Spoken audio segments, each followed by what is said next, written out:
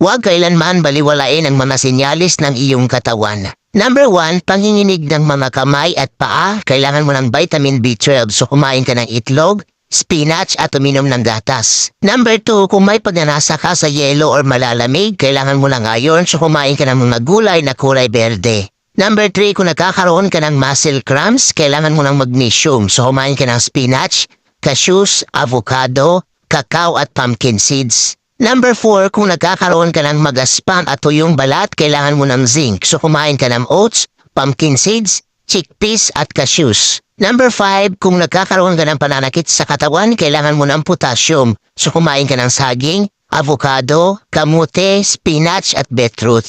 Number 6, kapag nagkakaroon ka ng taba sa tiyan, kailangan mong alisin ang labis na estrogen. So kumain ka ng mas maraming cruciferous tulad ng cabbage, broccoli at cauliflower. At kumain ka rin ng carrots para maalis